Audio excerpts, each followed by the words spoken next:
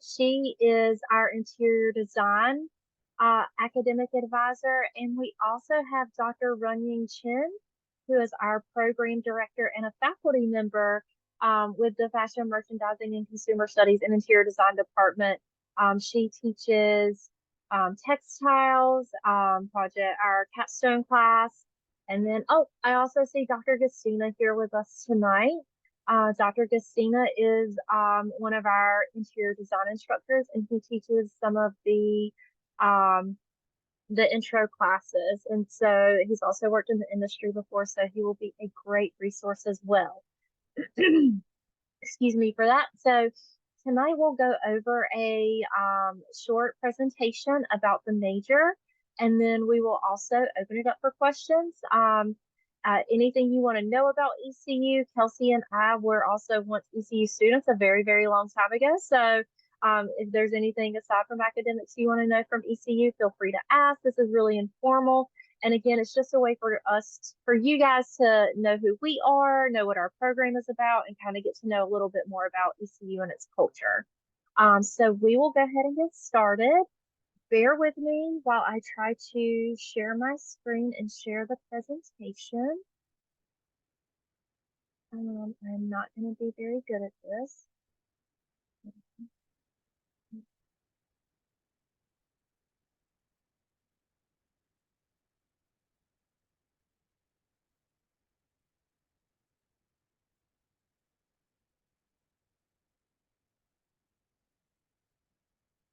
Can everyone see that?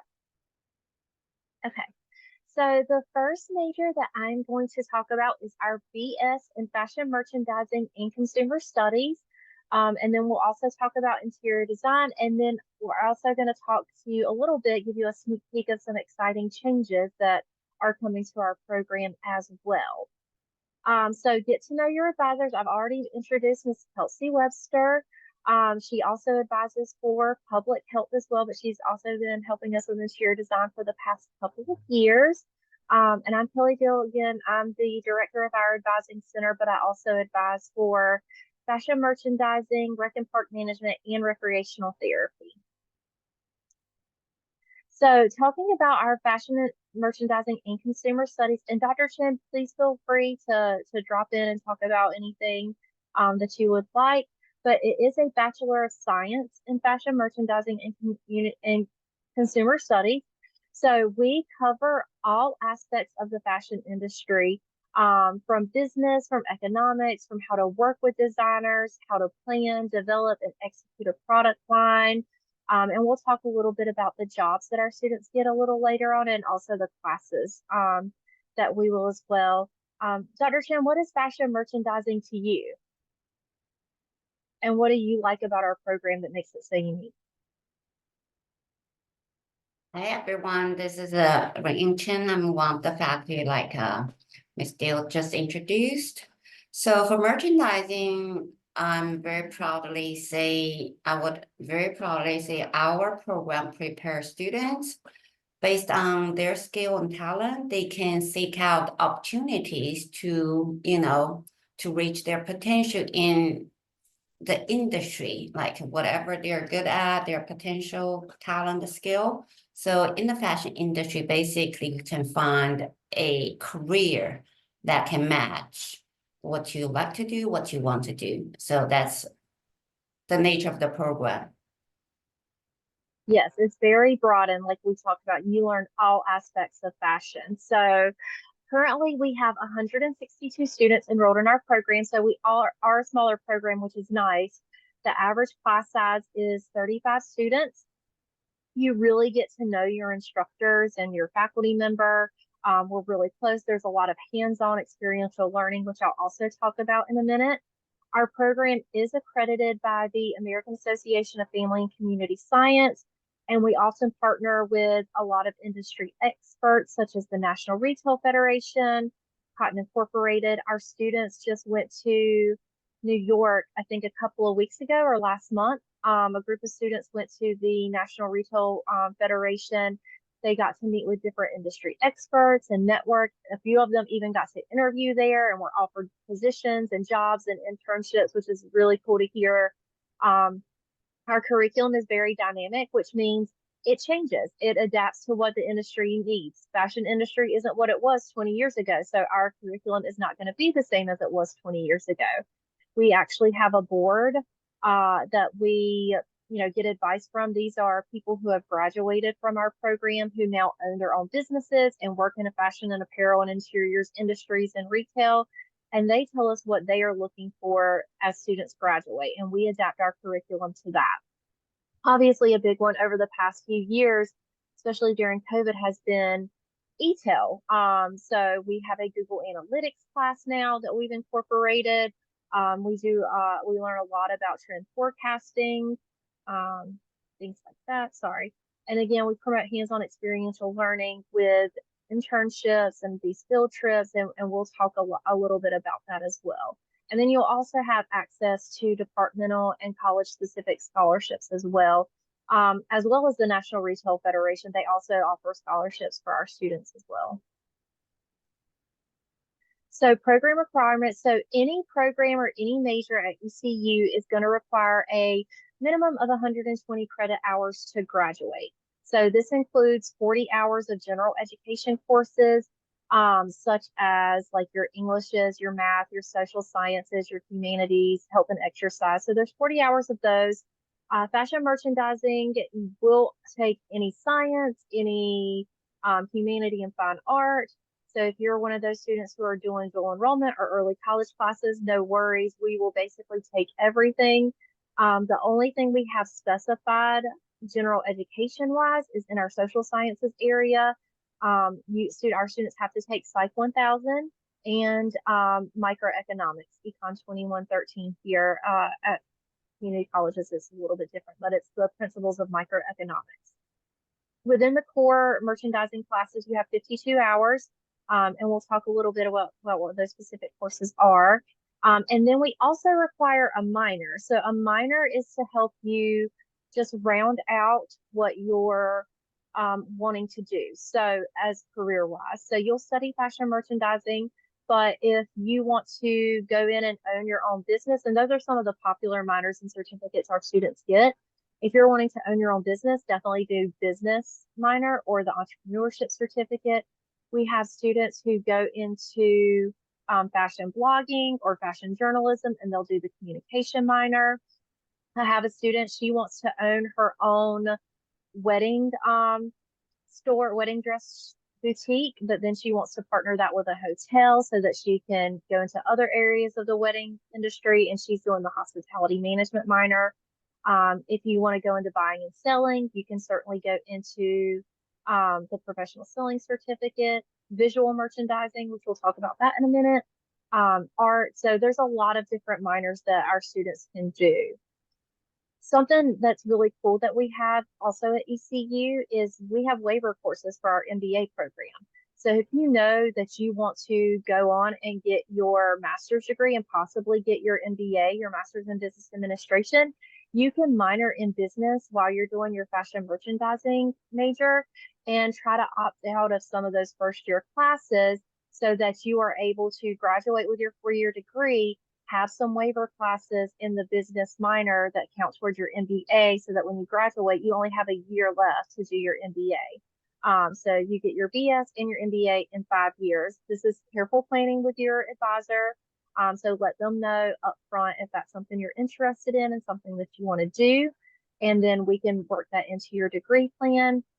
And then just kind of be advised that those waiver classes do require like B minus or higher instead of a C or higher to waive out of those courses. But it is something that I've had a lot of students do, and it's very beneficial for them. So here are some of our merchandising courses. We have Introduction to Fashion. Obviously, you're going to learn about fashion history and fashion and culture. You'll learn about the e-commerce class, which is our e-fashion class, which is the Google Analytics. We talk about merchandising strategies and consumer behavior, product development, buying and sourcing, fashion history, global economics, and then one of our fun hands-on classes is the textiles lecture and lab, which Dr. Chin teaches. Do you want to tell them a little bit about textiles? Maybe not too much, just in case Yeah. later on students have questions, basically for any fashion or interior home products and textile, fiber, yarn, fabric is the foundation for any product. So have that knowledge can take a student far no matter what they do. And I was in there no, last semester, it's a fall only class. I went in there and they were burning stuff and looking at things under the microscope. So seeing how different textiles hold up and which textiles are good for which clothing or apparel or interiors is something that's very important to know. And then we also require 2 internships with this degree as well. So after graduation, our students again can pursue, a variety of careers. They often go in. We have our alums that own their own businesses and maybe have their own boutique and clothing store. We have students who work with designers.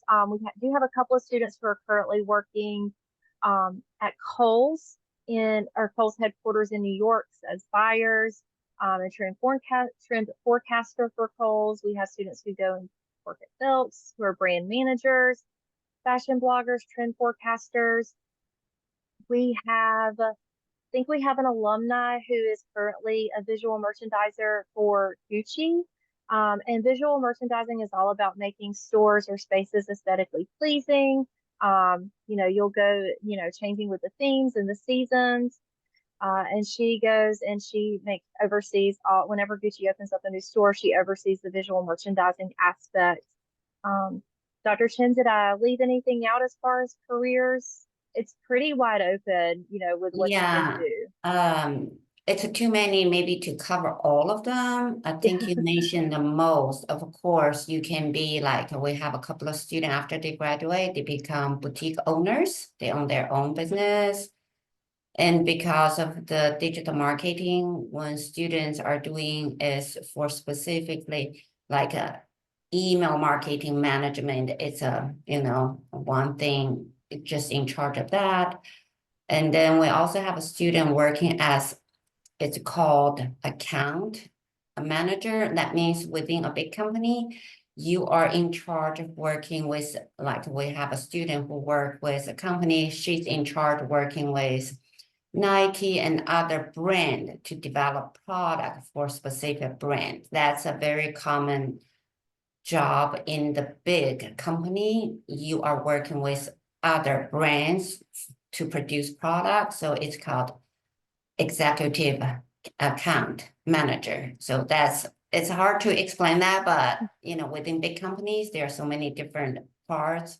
You can also in charge of us sourcing, production, like overseeing the production process, if the samples are done right, if the product will be arriving on time, that's the logistic part. So there's a lot of things. We also even have students to be in charge with logistic warehousing because e-commerce is very popular. And so warehouse management is another, we just have one student who's working with TJX in Charlotte, who's in charge of logistic actually. Thank you. So yeah, these are just a few of where our students work.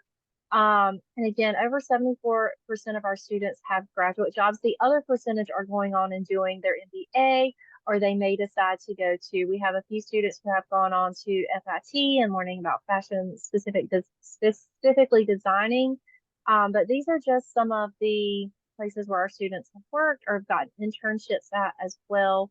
Um, once they graduate.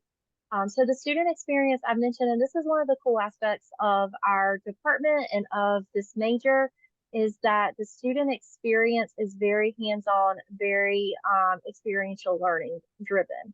So as I mentioned before, we do require 2 internships between your junior and senior year. You'll start your junior year, and then you'll have one the summer of your senior year.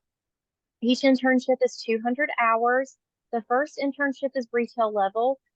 So internship sites across the U.S. and international will actually also let you sub out your first internship if you're interested in studying abroad with us. And I'll talk about our study abroad experience in a little bit.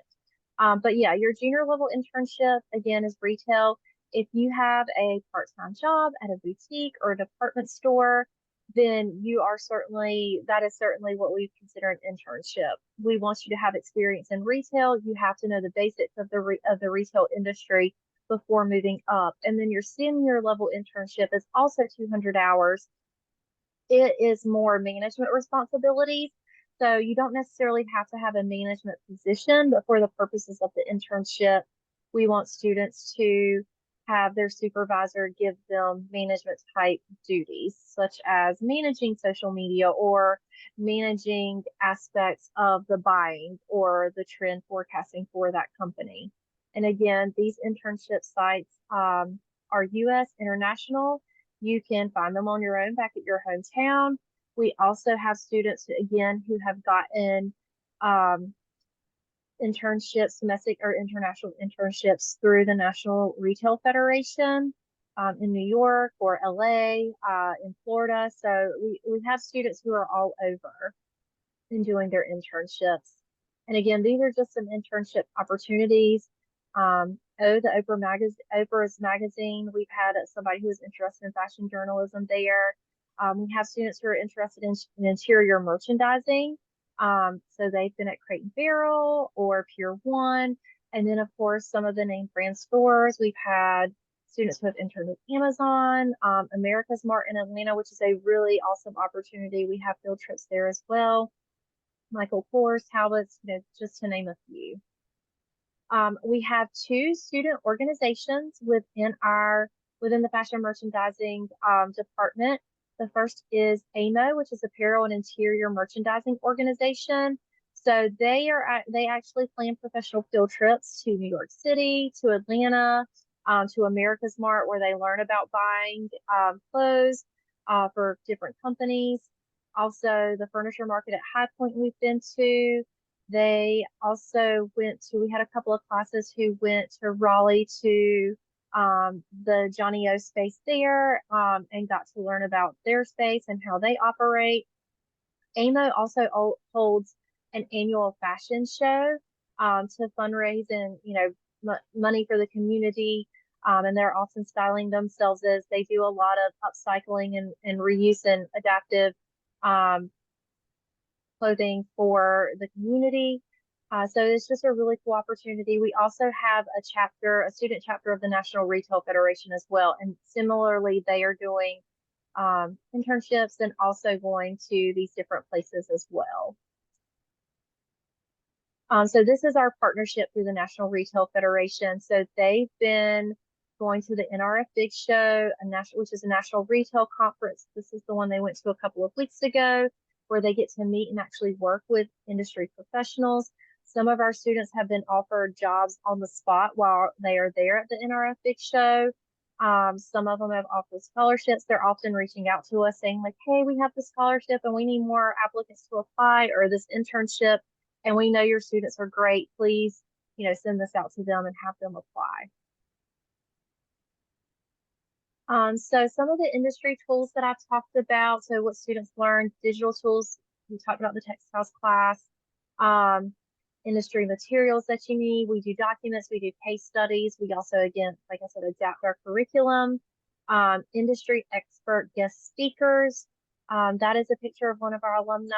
I guess one of the careers we haven't mentioned yet is a stylist. So he's actually a stylist in New York, and he styled Megan Rapinoe for her Sports Person of the Year cover. He styled Joel Embiid for the ESPYs one year. I think recently within the last year he also styled Issa Rae in the cast of Insecure for their Entertainment Weekly cover. So he does a lot, and he's actually met with a few of our students before as well. And then Dr. Chen, did you want to talk about the University tartan that you designed? Oh, that's okay. It's like Okay. in different classes, we all implement if whenever it can enhance students' learning. Like if I teach costume fashion history, like we just have a 2 class session, students not just learning watching things on the slide on computer. We do have vintage fashion items. Students use them as a learning to do hands-on analysis, learn what happened in the past, the style, how social events affect fashion. And in the capstone class, they all work on hands-on like project. It's not very different from just taking an exam. It's all project oriented. So whenever they can, they work with local business and use that as uh, a way of not only learning, but also contribute to help the local community, like nonprofit stores or small boutique stores, etc. Yeah. Um, and I forgot to mention that the fashion merchandising major is not competitive, meaning there's no competitive application process. You come in as an intended major, and as long as you're in good standing after your first semester, we'll declare you. There's no like portfolio you have to submit or anything like that. Like there is with interior design, which we'll talk about. You just have to have a 2.0, which is in good standing, and have a 2.5 GPA once you get to your senior level courses. Um, Another experiential learning opportunity that I mentioned is study abroad. So if you're interested in doing study abroad, but maybe you're, a little nervous about committing to a whole semester, going off somewhere by yourself, what we have here is faculty-led study abroad, where you go with a group of students during the summer with a faculty member uh, within your department. It's open to all majors really, but mostly it's our fashion merchandising students that go on this particular study abroad during the summer for 2 to 3 weeks. And you get credit for 2 classes, which is 6 hours. Out of state students pay in state tuition for study abroad here at ECU. And so these pictures are from when they went to Morocco and Spain a few years ago pre-COVID. Last year they went to Italy, Milan, and I think they went to Spain last year as well, and Prague. And they learned about trend forecasting, international trend forecasting, and then international fashion while they were there. So that's something that we try to do every summer. And again, it's a great way to meet other students in your major. It's also a great way to study abroad without committing to too long of a time away from the States, and also going with a group of people as well. Okay, so I'm going to turn it over to my esteemed colleague, Ms. Kelsey Webster, and Dr. Justina to talk about the interior design major. And then we'll also feel free to drop a question in the chat, but we will definitely open it up for questions following this presentation. All right. So hi, everyone. Yes, I am Kelsey Webster. And while I am trying to figure out how to share my screen, I will say that during my undergrad at ECU, I did go on to faculty-led study abroads within the department that was in my undergrad, and they were fantastic experiences. Highly, highly recommend, especially like Kelly said, if you want to study abroad but don't want to have to commit to, like an entire semester, they are wonderful options. Okay.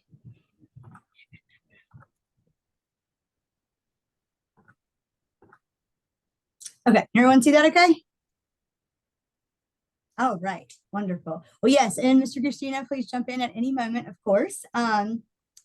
But talking about our interior design degree, the first thing we like to always mention is that this will not just be like interior decorating. It's like HGTV, but much better. This will be a very technical degree. Students will work with contractors, architects, engineers, furniture dealers, business and homeowners. Again, it will be very technical. Students will take like the shell of a building and kind of create a space from the ground up. So it'll include like HVAC, plumbing, lighting. Our students will learn how to use CAD, Revit, Photoshop, SketchUp. They will learn residential, commercial, and retail interior design, and has to do with how we experience spaces. And yeah, anything I should add to that, Mr. Christina? Yep. All right. All right, so we are accredited by 2 accrediting bodies. We are accredited by the Council for Interior Design Accreditation and the National Association of School of Arts and Design. And one benefit of being accredited by these 2 bodies means that our graduates are eligible to sit for the National Council for Interior Design qualification exam. It's my understanding that you don't have to sit for this exam, but it is definitely a great resume builder. Can give you some good leverage in your very first job outside, right out the gate. once you have your interior design degree. From what I hear, it's a pretty tough exam, but our students have a pretty high passing rate. It's also, for most states, if they have licensure for interior designers, that exam is a requirement for Okay. it. So again, our students are prepared to take that exam after they graduate. Yes. All right. So, yep, and program requirements. So just like fashion merchandising, there are a total of 120 hours that are required for graduation. There's 40 hours of general education classes that are required for all students. And with this major, outside of the ones that are decided for all students, like the 2 Englishes, you know, a health and a kinesiology, the only ones out of the other categories that are already decided for you are 2 art histories. But other than that, students can do any sciences, social sciences, any humanity, and any math that they would like. And there are 54 total hours of interior design core classes, which leaves 26 hours of electives to reach the 120 hours required to graduate. A minor or certificate is not explicitly required for this major. We do recommend a minor or certificate for 2 reasons. One, it can help students reach that 120 hours that are required to graduate. But also this is a competitive degree, which I'm going to talk about more here in just a second. So a minor can help a student be further along in another major if, you know, if they're not accepted into the interior design program, or if they just decide, you know, they like their minor better and want to swap, make their minor their major and add the interior design minor. Students can do any minor that's offered at ECU, but some popular ones that we see are the merchandising minor, the business administration minor that Kelly was talking about earlier, communication studies. There's also an architectural design technology minor that we see a lot with this, because that minor really goes hand in hand with this major. They use a lot of the same computer programs, and just also has to do with, you know, interior architecture and things like that. But again, a minor is not required, or again, students can add any minor that is offered here at ECU. And talking about the competitiveness of this major, so how it works is students start with interior design 1180 and 1181 that are in a fall semester. Then the following spring, they take 3 more interior design classes, IDSN 1200, 1500, and 3003. And at the end of that spring semester is when students will submit a portfolio for hopeful acceptance into the interior design major.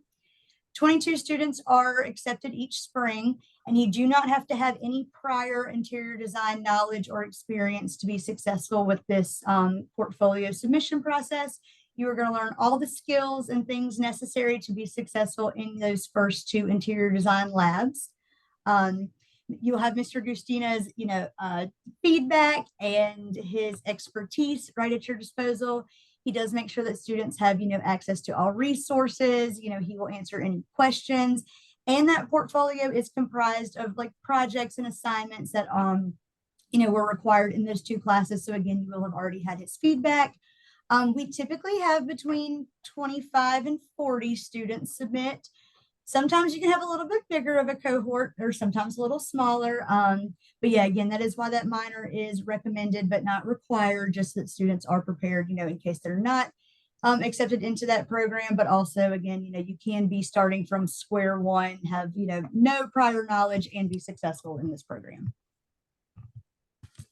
All right, so here's a sampling of the interior design classes.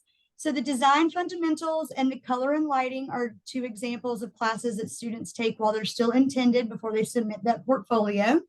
And then the historic interiors, those are open to all the interior design students and the interior design minors. And then the other ones are specific to the students who are accepted into the program.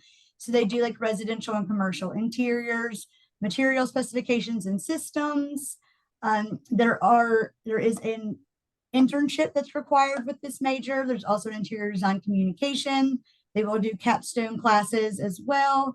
And that internship is typically done in between the junior and senior year over the summer. So students can get that in-person, you know, hands-on experience that will help them be successful in their future career. All All right, so while this is a very technical major, it is also a very creative major. So students get to like design their own lighting sculptures. There is a student website assignment that is in one of the upper level interior design classes where students, create a professional website that includes their resume, their portfolio, and is a really great tool that they can then go on to send on to prospective employers and or clients. And we do actually have a sample student portfolio to show y'all here in just a little bit. They do theme projects for each class level and student competitions. And then the adaptive reuse, I am going to let Mr. Agustina expand on this, but I know that this is taking a building that already exists, or existed for one particular purpose, and instead of, leveling it and doing all new construction, kind of using the materials that are already there. But then, yes, I will hand this over to Mr. Agustina. Yeah, so typically in several of our studio classes, we will do adaptive reuse projects. And as Kelsey said, this is taking an existing building. So on the upper left, you see some students who were working, actually the two upper slides, students were working on a project in an existing gymnasium building here on campus at ECU. And then the bottom two images on the right is a former tobacco warehouse. And on the left is the student design that for a coffee shop in a portion of this warehouse. So we do a lot of different studio projects, but adaptive reuse is obviously big in design in general. We have in the US a lot of older buildings that are being transitioned into different uses. And so we are trying to prepare students for that in some of these studio projects. Thank you. All right, so yep, so that internship that is required, and of course, a lot of our students do multiple internships, which is always recommended. It definitely doesn't hurt to do as many internships, as possible, or as many that are, presented to you that you have the opportunity to do. But here are some of the places that our students have done internships in the past. So, right here in North Carolina, all the way out in San Francisco, California. We've had some in New York and South Carolina. And then here are some of our interior design alumni who have gone on to open their own interior design firms. Again, this is just a sampling, but as you can see, we've had one alumni open her own firm in Tuscany, Italy. All right, and then our students have the opportunity to join the American Society of Interior Designers National Kitchen and Bath Association. Of course, this slide here is from 2019, but I think this year they're going to Las Vegas, correct? Yes, so there's an annual kitchen and bath industry show, KBIS, that is typically in Las Vegas, and a group of the students are going this year. They also, depending on the year and depending on what students are involved, they will either go to the ASID National Student Event or the IIDA, the International Interior Design Association event. Nice. And this is a great opportunity for students to network, and meet people that are already in the industry.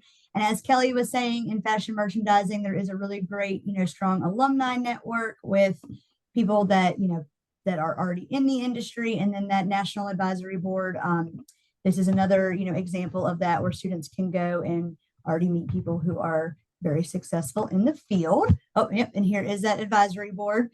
So yep, it consists of leaders from a variety of textile, apparel, interior design, and home furnishing industry sectors.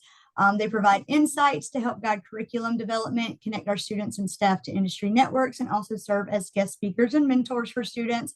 I know I can speak for the foundational interior design classes. I know Mr. Agustina always invites the interior design alumni to come back and see the projects that the current students are working on and give their insight, as people who are currently in the industry. And again, like Kelly said, industries change. So it's always nice to have the insight from people who are currently in it, and it's not like our faculty are definitely not teaching, to what the industry was 20 years ago. They are teaching to what it is today. And a lot of that comes from our advisory board and having such a strong alumni, association, and just having professors that, make it a priority to make sure that what they're teaching in their classes, reflects what's going on in the industry today. And then here is Kelly's and my contact information, as well as our social media information as well, and how to apply. I think most of y'all probably know about that. And then we do have a student portfolio that Mr. Christina could probably, do all of the commentary on here. But just to show you, and sorry, I'm just trying to start from the beginning. Yeah, but she has her retail, residential, corporate, can't see it, hospitality. Oh.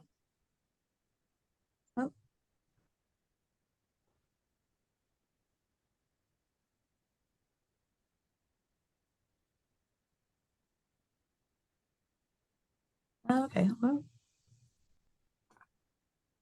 Hold on, here we go. An email afterwards. There we go. There we go. Sorry. Okay. I'm used to WebEx. I didn't know that you had to change it every time you changed what you're. Sorry, y'all. Here we go. So yes, so she has her residential, retail, corporate, hospitality, and hand sketches.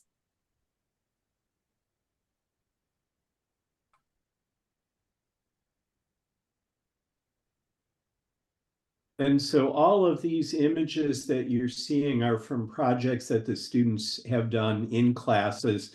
That that you just saw and this that's currently on the screen are from a second year studio class. And then kitchen and bath was also a second year studio class. So the studio classes are where you get the hands-on training and learning and using the software and learning how to create the kinds of renderings and the kinds of designs that professionals are looking for. And they are usually paired with lecture classes that are going to give you in-depth information about the background for some of these things. So your lectures and your studios work together to give you the information you need and also to help you develop your portfolio to show for internships and jobs. And then the Herman Miller showroom was a third year project. And at this point, they started using Revit. They started with AutoCAD and then also used Revit, which Revit is a tool that most architecture and design firms are using now. And as you can see, it gives you fairly realistic renderings. And I think that's what they used for their, they did a whole hotel design this past year in the senior level course where they had to design each level of a hotel room from the lobby to the actual room to, the penthouse to the rooftop area. And they came up with their own thing. It was really amazing what they did with it and how realistic it looked. And that And they was a did condo redesign too. Yeah, that was a good example of the adaptive reuse because that was an old warehouse building up in Brooklyn that they turned into a hotel space. And then the aging in place condominium is actually designing, in this case, the students designed first an individual apartment unit for aging in place. And based on that initial unit, then they designed the entire building from that. But they had to be thinking about access, universal access in all of the spaces so that somebody who does move into this as they're getting older, as they are having less physical mobility or ability, that they're still able to use the space.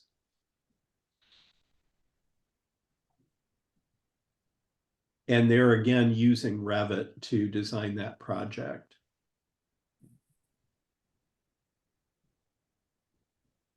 Right, so we're going to open it up for questions now. What questions do you all have for us? And feel free to unmute yourselves. Like I said, this is a casual chat. You want to introduce yourself, or you could drop a question in the chat as well.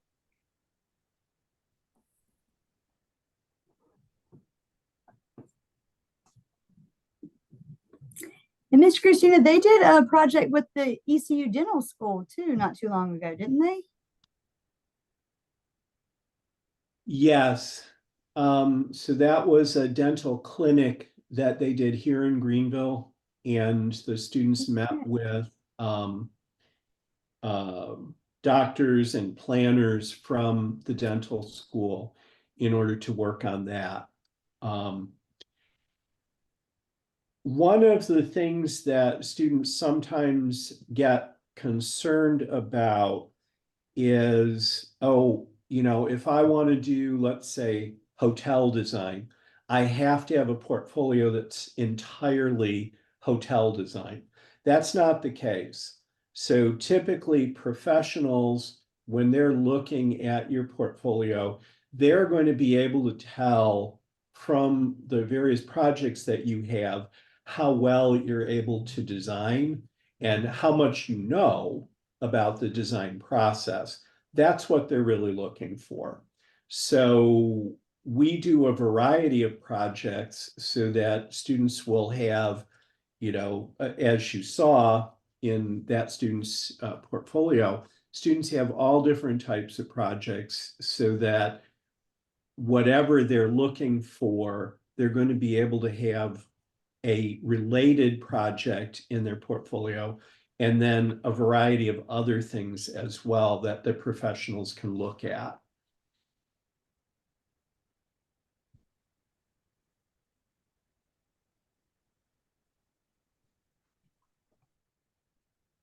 So we have a question from Peyton. She's going to be entering her freshman year, her first year with 44 credit hours.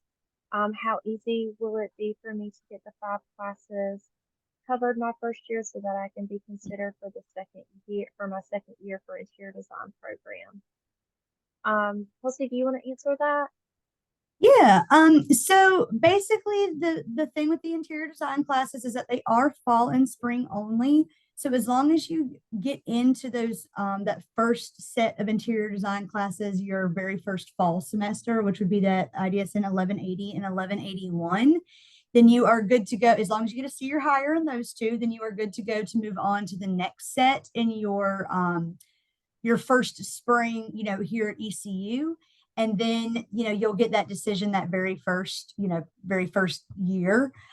if you will. So that just comes down to, you know, if you can apply as soon as possible, especially as a transfer student, or even coming in as a freshman, you know, if you're bringing in 44 credit hours, we do our best to get you into those interior design classes your first fall semester. With 44 credit hours, you should be, you know, more than fine to get into those. And then, yeah, you would have your decision at the end of your very first year. If you are accepted into the program during that first year, you know, so at the end of that spring semester, then you can graduate with this degree within 3 years. In your senior year or in your last year, we would just combine your 3,000 and 4,000 level interior design classes.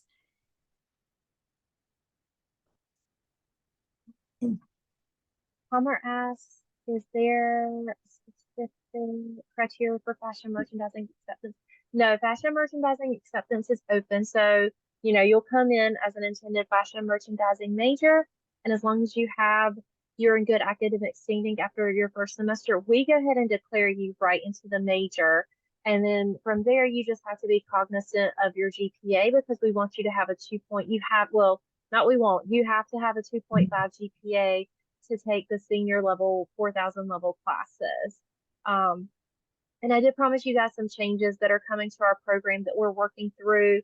They're probably going to go up for review with curriculum in a few months, hopefully. But what we are looking to do is combine the degree into one degree where there will be different concentration tracks. So there'll still be fashion merchandising, there'll still be an interior design, but we're adding a third concentration essentially that is interior merchandising. So, we've talked about the fashion merchandising, and we've talked about the interior design and the technicality and how technical it is. And then we're going to have an interior merchandising option for those students who are interested in less of the technical aspects, but more of the, I guess, creative design aspects with interior merchandising. So putting it all together, mixing the two degrees, learning about textiles, learning about materials, how to stage spaces, essentially, how to, if you wanted to own your own interior business, like have your own home decor company, this would be the perfect way to do that, because we always have students who get into this degree and they want to do interior design, but specifically they want to learn how to stage homes or, have that kind of business. And so that concentration will be able to cover that part of it. Did I miss anything with that concentration, Dr. Chin, Dr. No, Christina? I think you covered it well, because fashion usually can be very broad. We tend to think fashion in terms of clothing only, but interior space, how you lay out, how you stage any of the room, either residential, even commercial, it's a type of kind of art plus product. So there are a lot of business dealing with like furniture market, right? And it's about the buying, selling. So interior merchandising allows students to combine their interest in like interior, we call interior fashion or product business aspect that's similar, parallel to fashion, but mainly our student, like we have student even graduated from merchandising degree. They are doing home staging. They work with real estate companies. They stage in rooms, either most of the time residential, but sometimes also commercial. So they are doing quite well, even as, doing that. Some students become real estate agent. Their key success is they can, stage in the home well. And we have students work with crate and barrel, restoration, like the business mainly focusing on not selling fashion clothing, but home product and with furniture like companies. So that's the interior merchandising, allows students to put their talent interest into the product related to home or residential. Brooke had a great question. Could you give an example of a freshman schedule when majoring in interior merchandising? So, yep. Oh, thank you, Kelsey. I'll let you take it over then. Yeah. So this is the 4-year guide. I'm trying to figure out how to make it a little bit bigger here. But yes, so you definitely will take IDSN 1180 and 1181. Those will be the two non-negotiables, if you will, the two classes that you'll definitely take your first fall semester. Outside of those, we do have some suggestions. Your English 1100 is always a good idea to knock out your first semester if at all possible, since you will have to do a second English when you become a sophomore, and also, just kind of gives you those writing skills that you need at the collegiate level. But truly outside of those two interior design classes, you can kind of mix and match with any of your other general education requirements. So you could, knock out your first humanity, which can be any humanity of your choice that you're eligible to take, or social science. And, I have plenty of suggestions for those, and you have plenty of options for, a lot of these gen ed categories.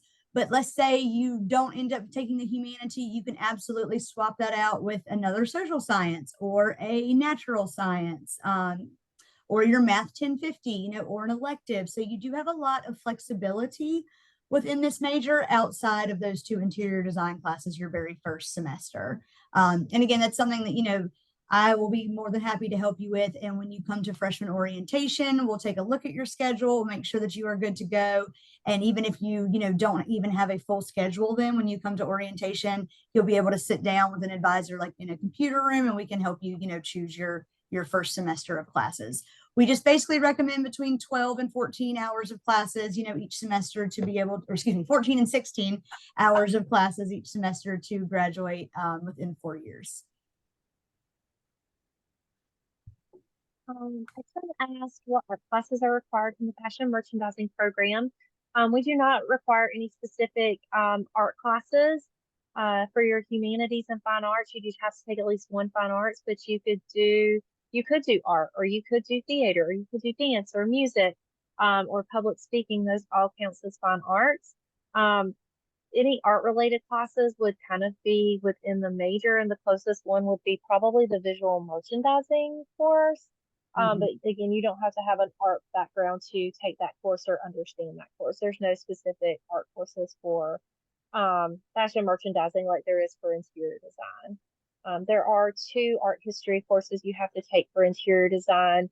That's part of our accreditation, because our accreditation requires actually 4 like historic or art history courses that you take. So you take 2 art history courses as your fine arts, and then there's 2 more in the major. Right now it's historic interiors 1 and historic interiors 2 that cover that accreditation requirement for us.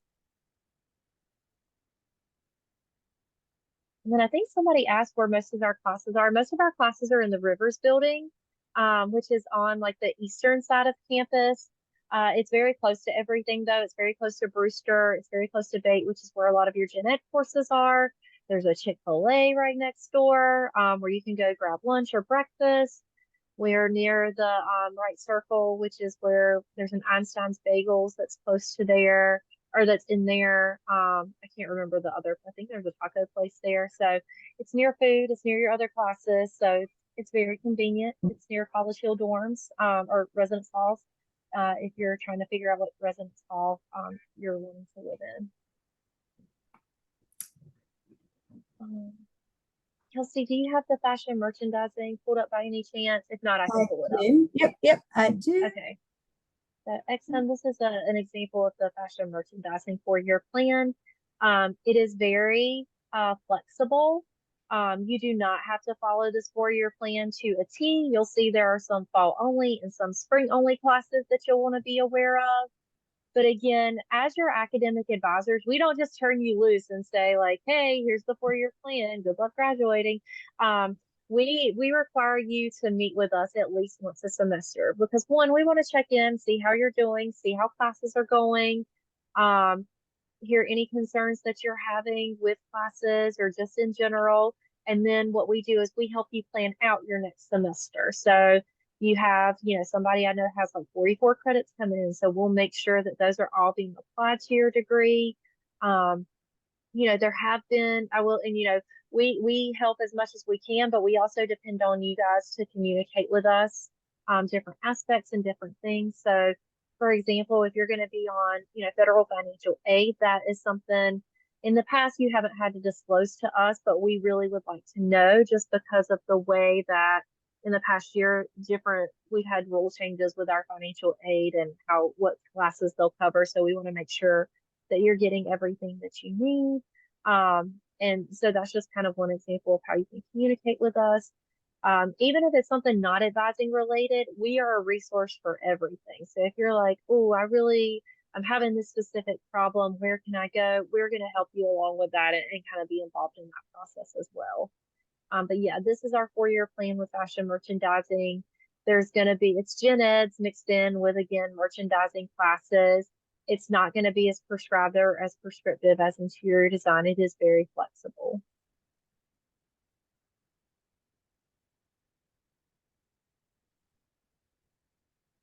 What other questions do you all have?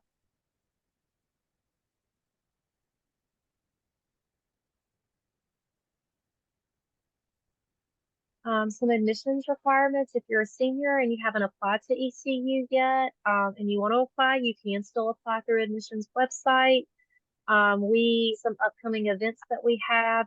we are having an HHP admitted student day on Friday, February 23rd that you can sign up through admissions.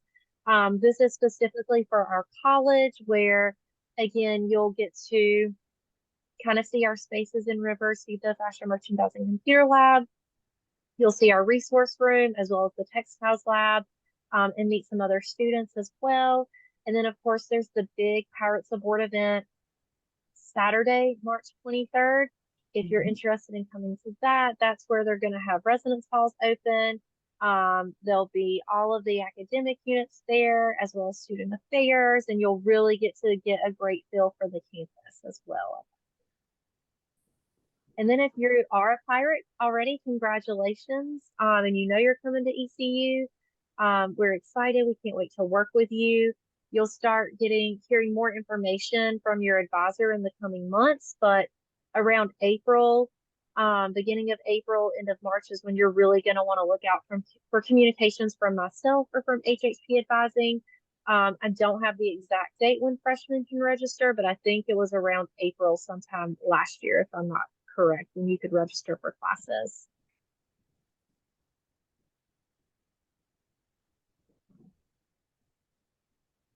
All right, well, we are going to hang out for a few more minutes if anybody else has questions. And again, this has been recorded, so we will send you the recording of this afterwards. We'll also send you some resources and also include the links to the student portfolios if you are interested as well. So thank you so much for taking your time to be with us tonight, and we're excited to see you next semester. So thank you.